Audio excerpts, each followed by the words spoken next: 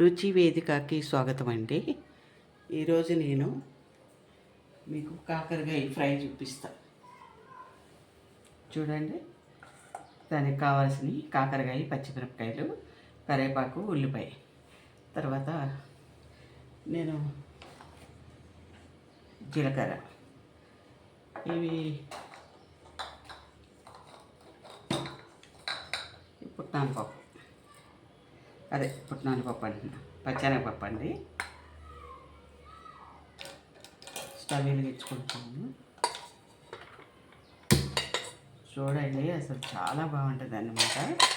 ఇలా నేను కాకరకాయ బిర్యానీ, కాకరకాయ ఫ్రైడ్ రైసు ఇవన్నీ చేసా.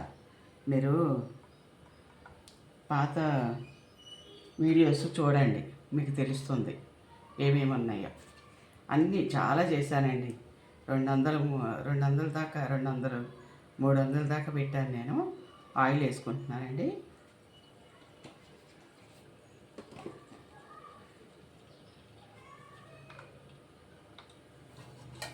ఆయిల్ కొంచెం ఎక్కువే పడుతుందండి, ఫ్రై కదా. మీకు కావాల్సిన అంటే వేసుకోండి. మేము ఆయిల్, ఉప్పు, కారం మీకు చెప్పాను కదా, ఎక్కువ తింటాం.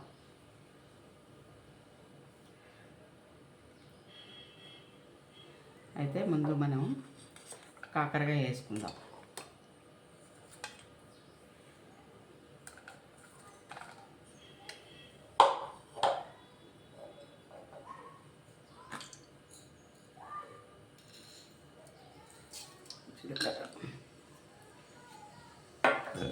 నేను ఆవాలు వేయట్లేదండి, ఇవి అక్కడక్కడ తగిలితే బాగుంటాయి. కానీ నేను తినకూడదంట, కానీ తినవలసి వస్తుంది. దీంట్లో వేస్తేనే బాగుంటుంది. కొంచెం అంటే నేను వేరేస్తాను అనుకోండి, తింటారు. జీలకర్ర వేసాను, పచ్చెనగపప్పు వేసాను, అంతే.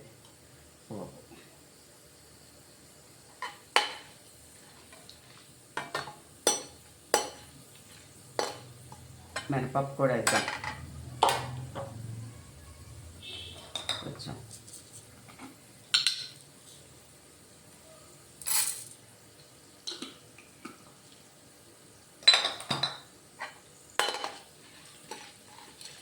మినపప్పు కూడా వేస్తానండి.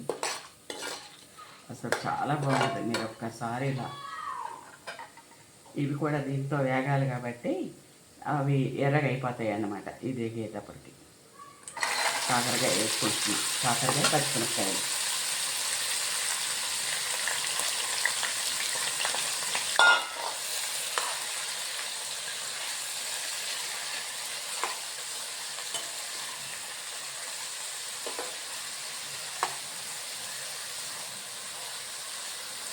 కరివేపాకు కూడా వేసేస్తున్నాండి.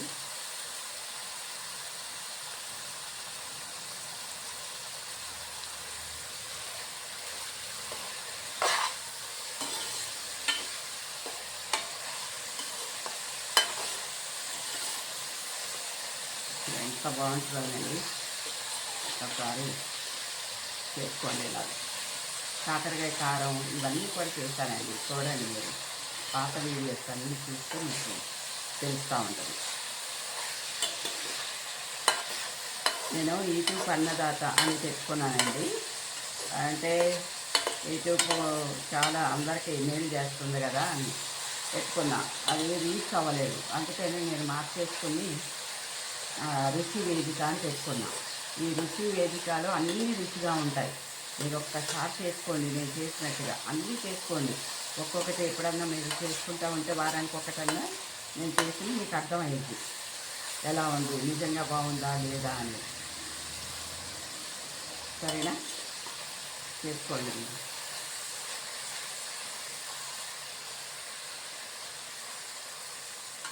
ఇది ఫ్రై అయిన తర్వాత చూపిస్తానండి మీకు. మూత పెట్టేసుకుంటాను, తొందరగా ఉంటుంది, అంతే, ఏం లేదు.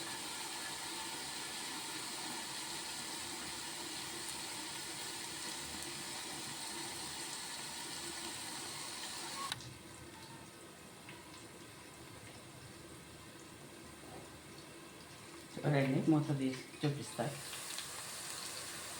ఇలా ఎర్రగా వేగాలండి, ఇంకా కొంచెం వేగాల. ఒకసారి కలుపుదాం. చూసారా, శనగపప్పు వేగింది. ఇట్లా ఈ ముక్కలతో పాటు వేయించుకోవాలి, లేకపోతే మాడిపోతాయి అవి. ఫస్ట్ వేయటం అయితే వేయాలి, ఆయిల్లో వేసేసి వెంటనే ఈ ముక్కలు వేసేసేయాలి. అప్పుడే మనకి కర్రీ బాగుంటుంది, ఫ్రై. సరే, దీంట్లో కొంచెం ఉప్పు వేసుకుందామండి. ఉల్లిపాయ వేసాక సరిపడా వేస్తాం, ఎందుకంటే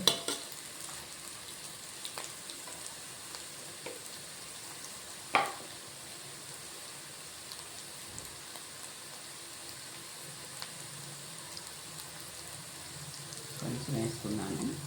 తర్వాత వేద్దాం, ఉప్పు కారం వేస్తాం కదా అప్పుడే.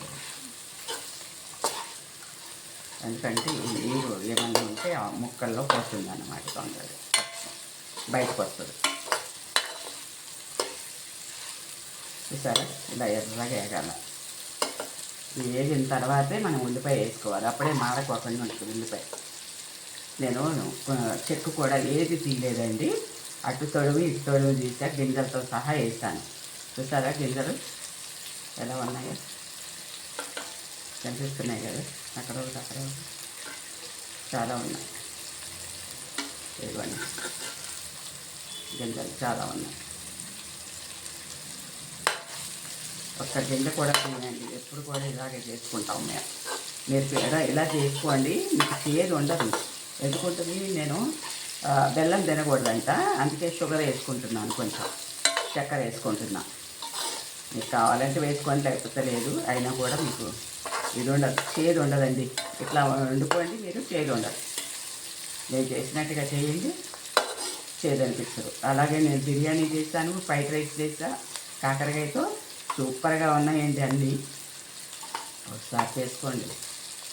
ఇప్పుడు చికెన్లు, మటన్లు, పన్నీరు ఇలాంటివేనా, మిల్ మేకరు ఇలాంటివేనా, మీరు ఇది కూడా చేసుకోవచ్చు కదా ఫ్రైడ్ రైస్. చూడండి అసలు ఎలా ఉంటుందో.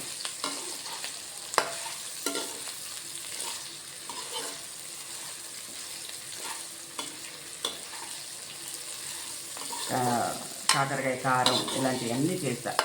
పాత వీడియోస్ అన్నీ చూడండి దయచేసి, చూస్తే మీకు అర్థమైందండి.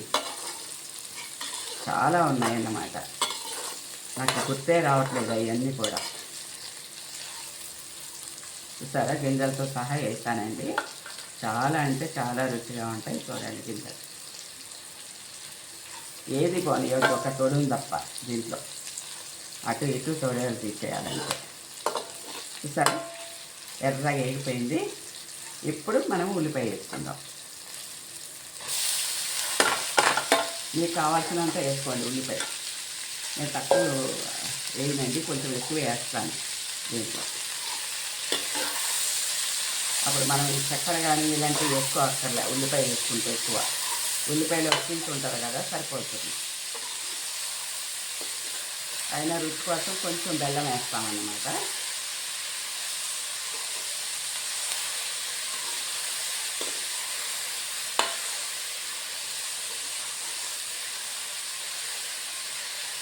ఇలా ఎంత బాగుంటుందో అండి. చపాతీలోకి అయితే అద్దరిపోద్ది ఇది, ఎందుకో కానీ. ఇలా ఫ్రై చేసి తినండి మీరు చపాతీలో. నిజంగా చెప్తున్నాను, జొన్న రొట్టె కానీ చపాతీ కానీ చేసుకుని తినండి. దీంట్లో ఎంత బాగుంటుందో తెలుసా. పులుసు కూరలే కావాలా, పప్పే కావాలా, ఇలాగే కావాలా అని చెప్పేసి అనుకోవద్దు. కాకరకాయతో చపాతీ తిని చూడండి ఒక్కసారి మీరు. నిజంగా చెప్తున్నాను, అంత బాగుంటుంది అన్నమాట.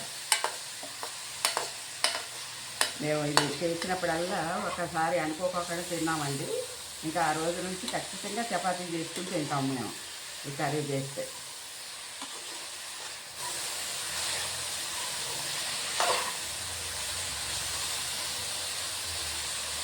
ఇది వేగిన తర్వాత చూపిస్తానండి. కొంచెం ఉల్లిపాయ మగ్గితే వేగిపోతుంది అన్నమాట.